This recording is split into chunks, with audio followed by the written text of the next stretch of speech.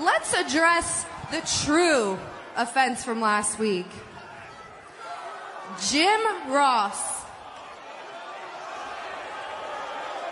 Good old JR. Don't you ever interrupt me when I'm speaking again, understand?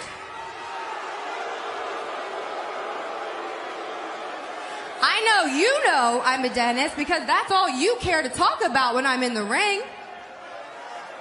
Yeah, you sit there all smug and pretentious in judgment of my division, of my generation, and you sit there each week and collect a very large paycheck while we do all the work. Be the legend I grew up on, Jim. Not a sloppy barbecue sauce sales rep who can't even get our roster's name straight.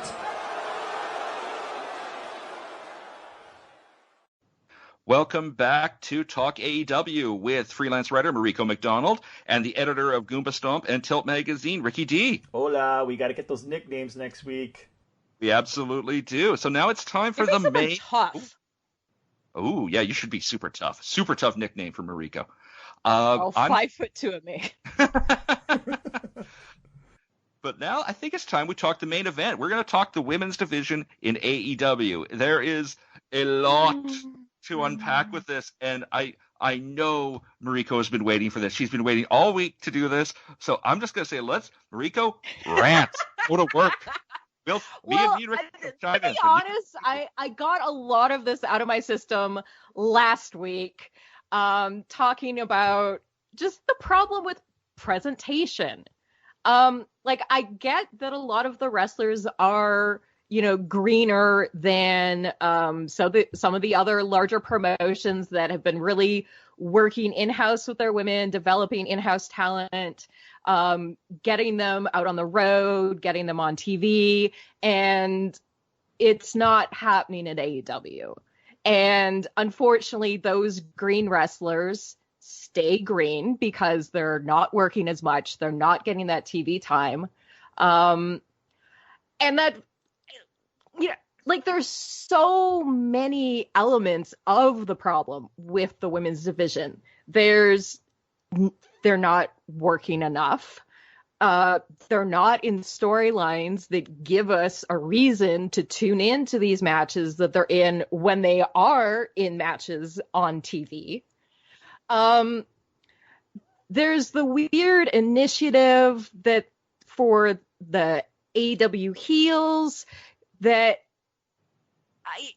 I guess it was meant to promote the women's division, but it's a paid membership organization, which is fine. You can have a paid membership organization, maybe not set it at $50 a year, because I ain't got that.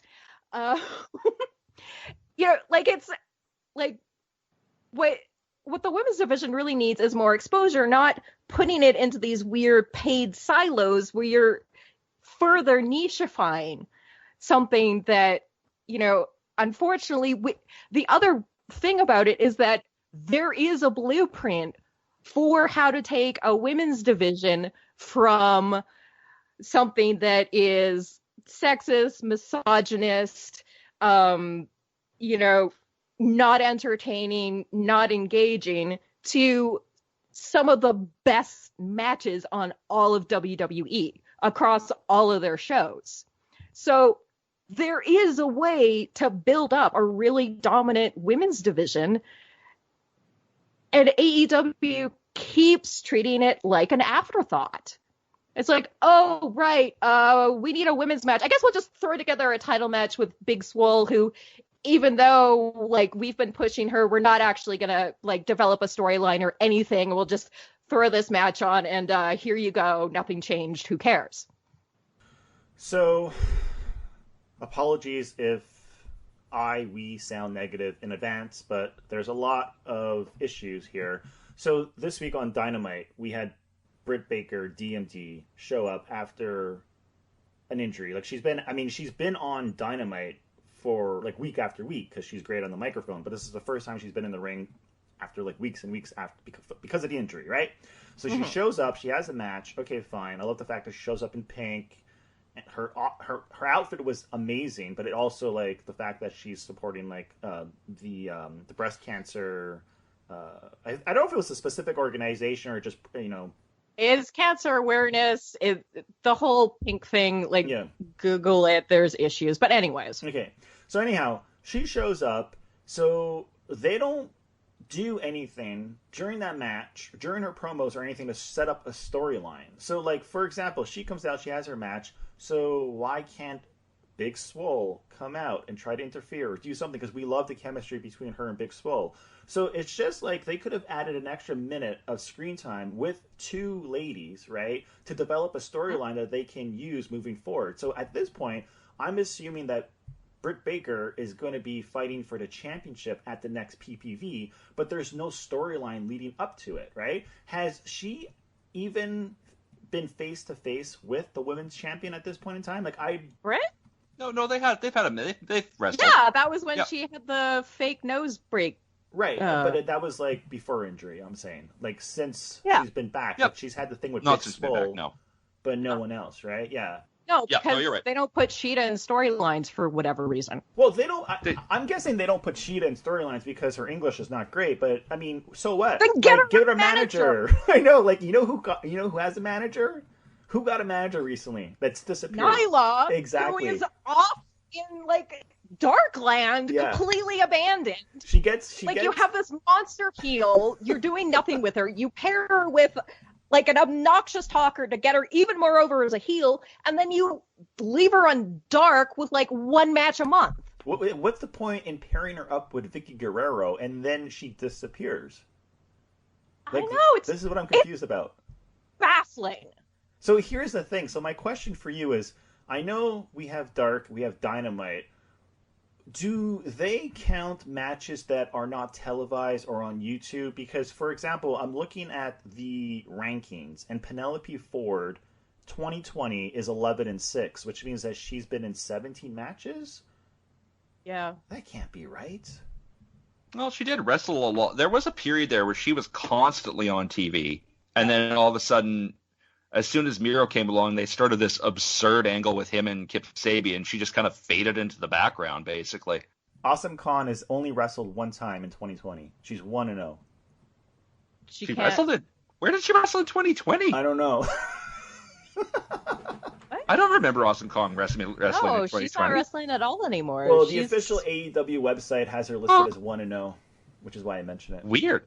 Yeah. I mean, maybe that's from last year, but that's weird. It must be, yeah. It says 2020 overall. Because weird. When you go to the actual official website, they have the 2020 Wait, are we talking Awesome Kong or Asha Kong? Awesome Kong.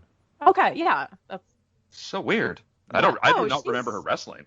Getting her back mended. Like, she can't wrestle. I don't know. Maybe it was really early on in the year. I have no idea. But this is why I bring it up. She hasn't even looked at a ring. So do you think that this is a mistake on the AEW website? 1-0 singles match. Yeah, I think that's... Yeah, I don't know what that's about. Anyway, no, to me, the women's division in AEW has been screwed since moment one. Riho was a bad choice for her first champion. I have no problem with her wrestling per se, but she was just gone. The thing is, if you go back to that first match where she won the championship, and like, I'll agree, I was kind of on the fence. Like, I like to wrestling, but like, she's 90 pounds sopping wet. Like, okay, sure, whatever. But the crowd, though, she was so over with the crowd, and I think that's why they need. That's why she made sense as the first champion. I do not dispute that whatsoever. I like Riho, but she wasn't around really. Like, they didn't use her at all. She was gone in Japan quite a bit. And that's fair. I'm not arguing that at all. And that's fair for her. This is not about her. It's about AEW making that choice. And they had an absentee champion right off the bat, and that didn't make any sense to me. Then, that was a bad move. It didn't work out that great. And also, the belt is ugly as hell. I do not like that belt. And then they hand the belt to Nyla Rose, which made sense to me. I like Nyla Rose. I agree with you completely. She's a monster heel. I love her. But then the pandemic hits basically almost immediately after she gets the belt, which bad bounce for her. But during that whole entire time that she couldn't wrestle because of pandemic-related travel issues, how many promos did they show about her? How much did they talk about her? They didn't. Like, she was a ghost for them. And then she comes back and virtually immediately drops the belt to Hikaru. And again, I love Hikaru. The problem with their women's division is not lack of talent. It's not great wrestlers, because they've had 3 talented women's champions. Mm-hmm. But then, again, you're absolutely right about Hikaru. Where is she? Why is she not on TV? Where are her storylines? What are you doing with this person? She is a talented wrestler, regardless of whether she has the belt or not. She should be featured. Well, if again, as Ricky said, if they're building to a match with her against Britt Baker, another fantastic wrestler, where's the storyline build for this? The lack of effort is what annoys me. It's It feels there. Like an afterthought. It does. If it's so, again, like I was saying last week, if you make it so obvious that you don't care, how can we? Yes, absolutely. And then you come back to this tag team tournament that if you don't want to put it on Dynamite, fine. Don't put this women's tag team tournament on Dynamite. Make it part of Dark, but no, exactly. They made it its own separate thing. How is it not on Dark? That makes no sense. It was an absurd idea. And there was clearly a lot of work that went into it. They got Medusa absolutely. to host. Yep. Shaul Guerrero was emceeing. That's where they introduced Veda on commentary. Yep. Obviously a lot of thought went into putting that tournament together and getting all the talent involved. And they don't even put it on either of their main shows. No, it makes no sense. So I have a few things to say here. So first of all, I actually disagree. I think Rio was a great choice for the first champion. I think that is actually the best match of the first episode of Dynamite. I went back and watched all of the first episode last week. The problem is they knew that they couldn't really keep her around because she's wrestling in Japan, so they should have had her lose the belt right away. Having her as the first champion, that match was amazing, and against Nyla Rose, no problem. It's the fact that she held on to it for too long when they knew in advance that she could not actually be there in person to do spots, promos, and actually wrestle. That's the problem. Number 2, the tag team tournament, I agree. They should have taken a risk and put it on Dynamite, even if it dropped ratings.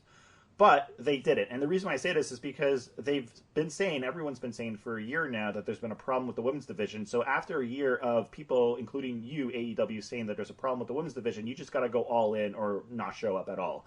I think the marketing team was testing out the interest by putting the tournament online on YouTube. Oh, that's clear to me. I mean, Tony's all about the metrics, and even I saw a recent thing with Britt Baker talking about, the demographics for their spots, and that's why there isn't more than one spot a night on Dynamite. And the chicken egg thing, it's also when they put the spot. They put the spot when most people tune out and switch to NXT. I can't switch to NXT because NXT doesn't stream live here in Canada. And even if I could, I wouldn't, because I want to just, for me, it's like watching a movie. I want to watch the movie. I don't want to be flipping through channels, right? Mm-hmm. So if I did want to watch NXT, I would watch NXT after. Dynamite is my go-to show.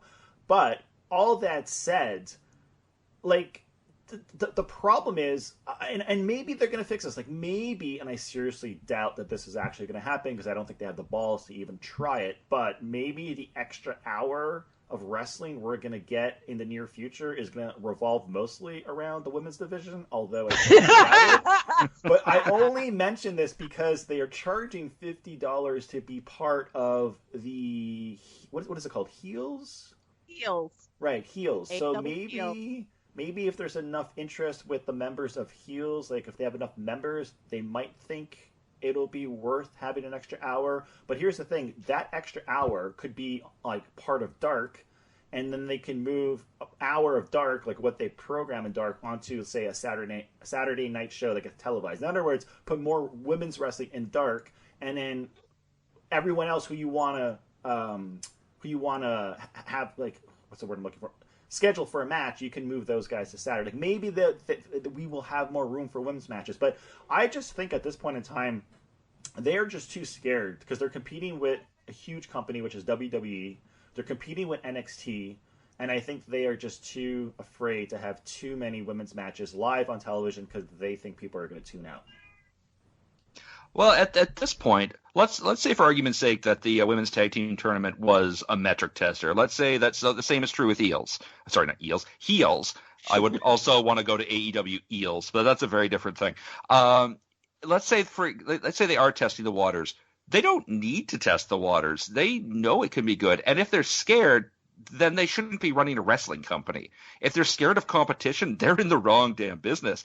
I mean, Impact isn't exactly a massive show. They're not scared to have a great women's division. They've done great work in the past 2 or 3 years with their women's division. They've had excellent talent on it, and they've done great storylines with them. Yeah. And they're not – if AEW is scared – on any level of putting out good women's matches because they think WWE has the market cornered, shut down and become a bakery. Like, if you're scared to put on wrestling matches, why are you a wrestling company? Like, that doesn't make any sense. That cannot. I actually hope that's not the case, because if that's their mentality, they're done. They will go out of business. So I have a question. How long was Dark this week? It was 2 hours. 2 hours and 7 minutes. Normally, in the past, Dark is roughly 45 minutes. So Dark has been getting Although they've been running a lot of hour half ones recently. Like, they've been getting progressively longer. Yeah. So my point is, the women's tag team tournament took place roughly around the time when Dark was still an hour show. So why not just add an extra hour to Dark, use it for the tag team tournament, and be done with it? Why have would have made perfect sense. Seriously. Perfect sense. Seriously. There's no logic in separating it out into yet. Even if, like, how can it be a demographics test if you're siloing it off somewhere else? That it's not a fair test whatsoever. No. And also, it even just the basic logic is flawed, because already, if you're someone who watches WWE, you have 47 hours of wrestling to watch every week because of that, and most of that's Raw.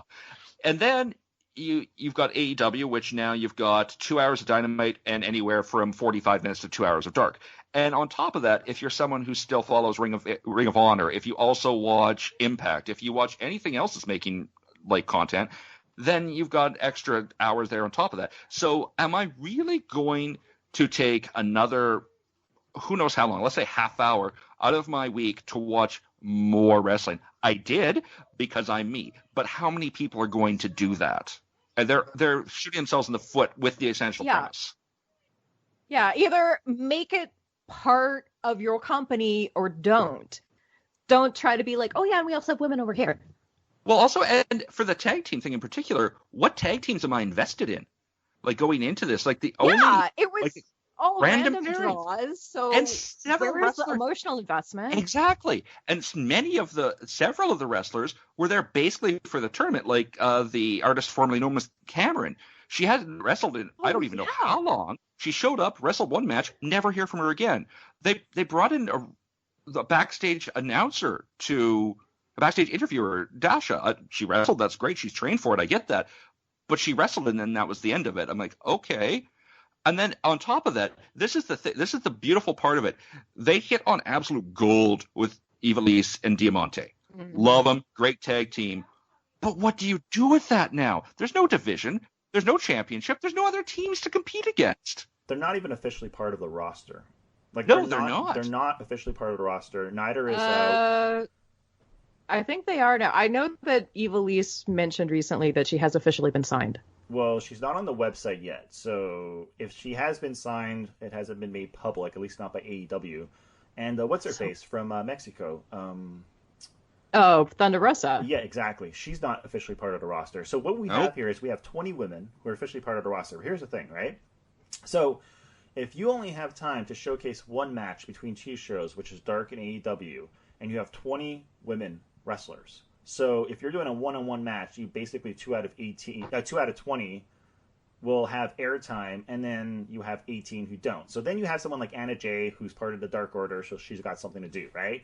You have Bunny, who's part of Butcher and her Blade. Blade. So she's got something to do. Okay, fine.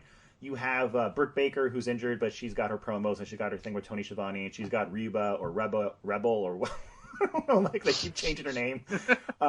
But the point is, like, I don't know, like they don't have a tag team belt, but they have tag team medals, which doesn't really work. Like no one cares about medals. No, like we're trained as an audience, like as wrestling fans, to care about a belt, not about medals. So you gotta, like, you know what, just bring in a women's tag team championship, like, because then at least why not? Because like if you have I four think it's teams, a great idea. if you have, just do the math, if you have 4 teams competing for the women's tag team championship, right? So already you got 16 wrestlers that you're using in some kind of storyline, and then you still have room for the other 4 or 5 to compete for the heavyweight championship. It sort of like solves the problem, right?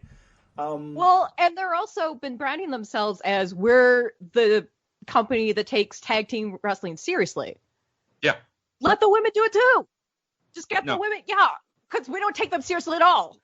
And I know we sound very, very negative, and I feel the need to reiterate that this all comes from a place of love. I love the talent at AEW. These women, you know, are working really hard and are very talented, and it's just so frustrating to not see them getting the support from their company that they should be. Absolutely. I think, for example, forgive me if I'm not pronouncing her name right, Abaddon? Abaddon. Okay, so I think Abaddon is a prime example of someone that they can use more, because to me, she is the Kane / Undertaker / what's his face? Abyss? Wyatt. Yeah, exactly. Yeah. Of the women's division of AEW. Like, she has this crazy, scary gimmick, and she looks completely different than everyone else on the roster. And so she's perfect. Like, she's a great character that you can use. Should you ever give her the belt? No, not anytime soon, because you need to put her over. But you can use her in great storylines. Britt Baker, we've already said she's amazing on the microphone. She had great chemistry with Big Swole. You got Leva Bates, right? She has her thing with the librarian and what's his face. Like, they're sort of like using these wrestlers here and there on Dark, but it's just not enough. Like, no, I want to see them work. Let them wrestle. You know what? Hashtag let them wrestle. Oh my God. You know what I would love to see? I'd love to see Britt Baker and Abaddon wrestle. And when Britt's looking to put the lockjaw on her, she doesn't want to put her hand in her mouth. Oh, it's blood She's all like, over nope, her. don't want this. Oh my God. I would love to watch that. Do you know what? Going back to, Rick, what you were saying about, like, they have 20 or so women's wrestlers they use. This week, officially have 20, plus all the unsigned talent, I'm sure. Brandy wrestled on Dark this week. And I have no problems with Brandy, love Brandy. But she wrestled against Kylan King, who I also love.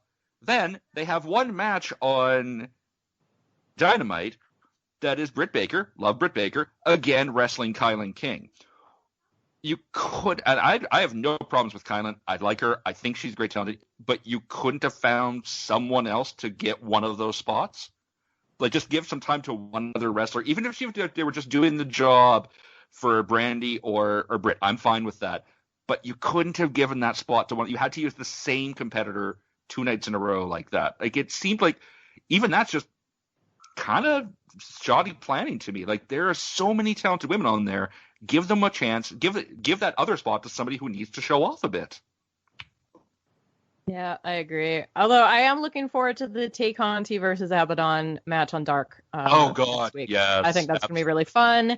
And I also like that they're kind of hinting at some sort of alliance between Tay Conti and Anna Jay, where Anna Jay is trying to recruit her. And I think if they work on that a little bit more, it's like you get these little, like, tiny little snippets of, like, oh, this could be a seed of a story, and then nothing happens. Yeah, that was a great. I love that angle. I agree with you completely. And then they just suddenly haven't talked about it for weeks. Yeah. They just dropped it. I'm like, okay, is this still a thing? Like, Dark Order doesn't seem like a group that when they're trying to actively recruit somebody, they just sort of go, okay, we're done. And they were actively trying to recruit Tay, and then just suddenly seem to stop caring. It's very strange.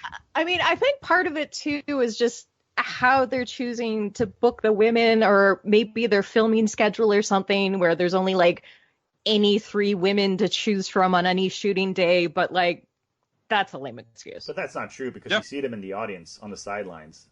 Oh, right? that's true, yeah. Great point. Great point. So they're there. Why so not? That's the thing. Like sometimes I think like we're being too critical because we don't know what's happening with COVID and travel restrictions and whatnot. But then you see them in the audience. You're like, okay, they are there. We get more screen time of Pineapple Pete, who technically isn't part of the roster. Yeah. Yeah, you know what I mean? But the thing about AEW, and the last thing I'm going to say before we wrap up, is they tend to sort of do things on the fly. So Eddie Kingston shoots a promo on some indie wrestling promotion, calls out a bunch of people, including Cody. I think it was Cody, right? And somehow Tony Khan sees it on Twitter. They decide, okay, we're gonna jump on this. We're gonna bring Eddie into AEW, not signing him, just bringing him in to do one match. He does one match. It's fantastic. The crowd loves him. He's great on the microphone. Boom. We gotta sign this guy right away. And then right away he gets a shot for the title, the heavyweight championship with Jon Moxley. So like normally like I would be like that, you know, it doesn't really make any sense. You have like this ranking system. What's the point of having a ranking system if these guys come in and you right away get them a shot at the championship belt, like Lance Archer, like Brian Cage? But in this case, it actually makes sense. So sometimes it works and sometimes it doesn't work. But I don't see them taking the same chances with the women's division, right? I see them doing it with the men's, but not with the women's. And like Thunder Rosa is a perfect example. Like I don't know, man. Bring her out on Dynamite and have her, I don't know, do something with Britt Baker in the ring. That's unexpected. Just do something. Well, and then they signed Serena Deeb, who is used to be a trainer at WWE.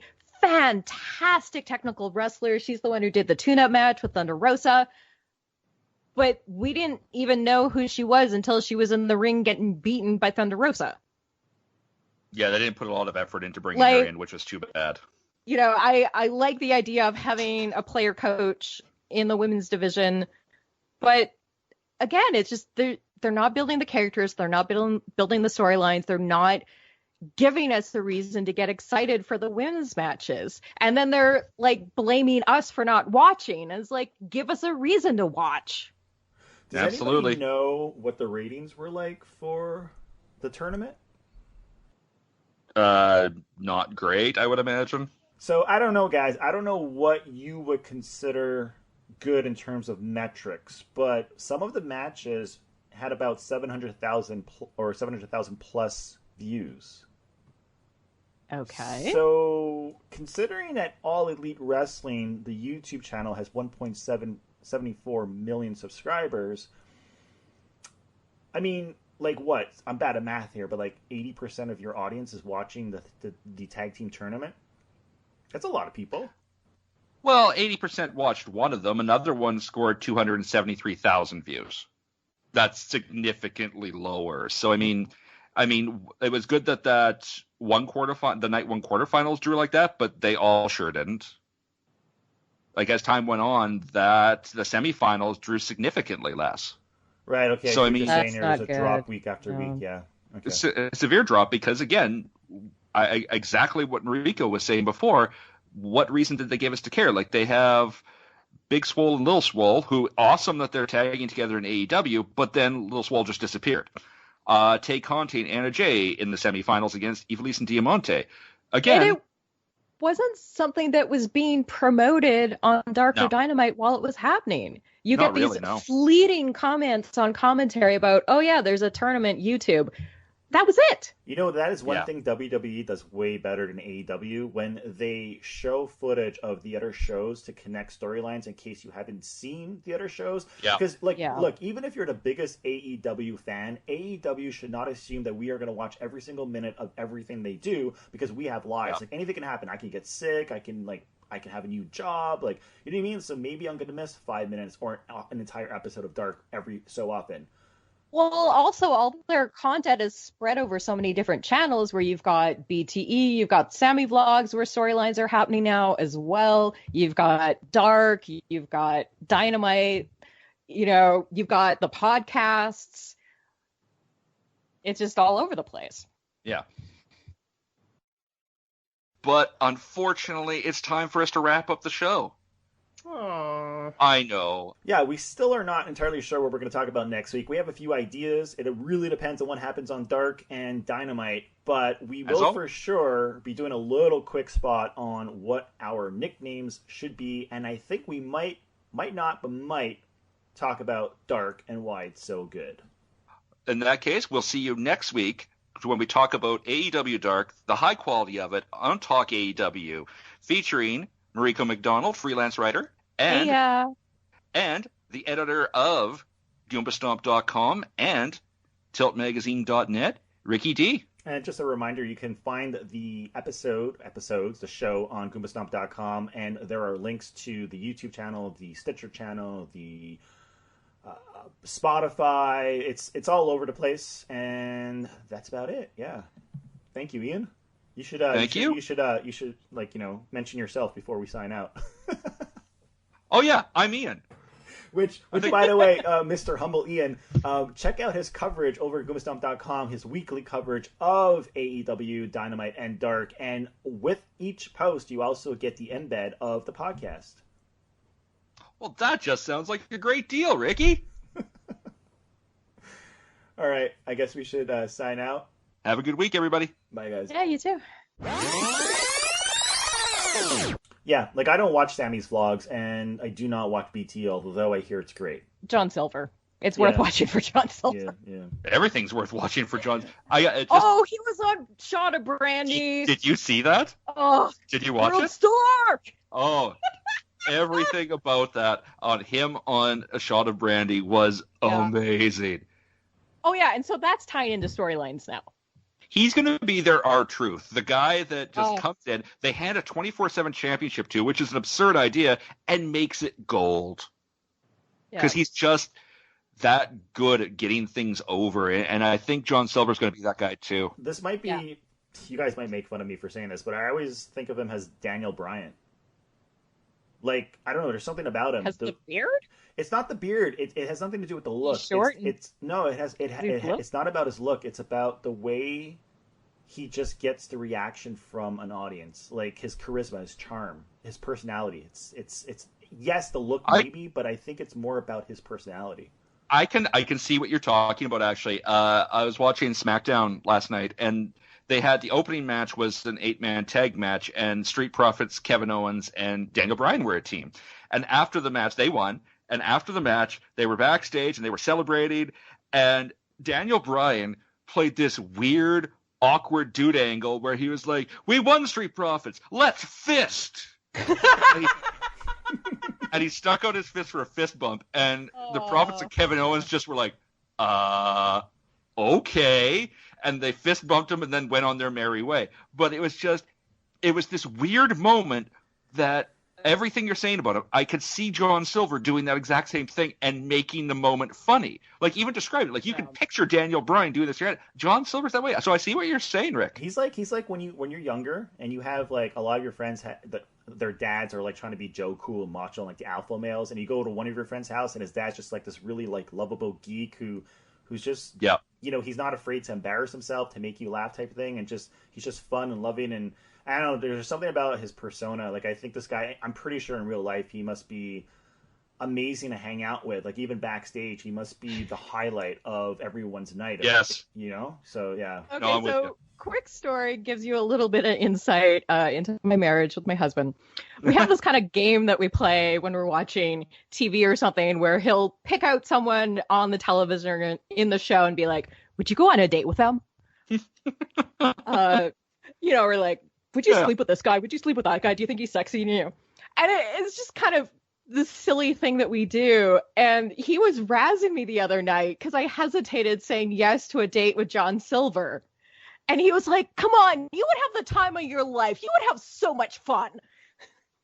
No, I think that he's right. You would. I mean, he was right. He is right. I would hang out with that dude all day. He seems awesome. I mean, look, if you're talking about Ricky Starks, the dude is just like, the problem with Ricky Starks is that he's considered like really good looking by most people. Not everyone's type. But then you dress him up to make him look even better. Like, you know what I mean? Like, I mean, Taz once said, like, I don't know if I should. Was it Taz or John Moxley or Eddie Kingston said, I don't know if I should fight him or go on a date with him, right? Then you got, but you have Sammy too is considered good looking by a lot of people. So those two guys have a huge following, just based on their looks. Forget about how good they are in the ring. But John Silver, like, I mean, I would go on a dinner date with him. I think it would be so fun. It doesn't necessarily mean it has to lead to us dating. Like, why not? Dude just seems I'll be awesome. honest, the only reason I hesitated was because he's diminutive in stature, and so am I, and it's like a personal thing where I've just had too many little guys hitting on me. Anyways. Silver honestly just seems like a great dude. Like, he just seems like the kind of guy you could just have a great time with. I want to go to Disney World with him. Oh my goodness. I want to spend the day at Disney World with John Silver. That's what I want. Drinking around the world at Epcot with John Silver. Forget about it. Come on. That's a day right there. That'd be beautiful. I mean, you get the little mouse ears for him, and you take pictures together with the mouse. Oh my goodness! All of this, I'd get a goofy. All right, starts writing fan fiction. I'm around 6'3", so I think the two of us together, him with the mouse ears, me with the goofy hat, could be amazing.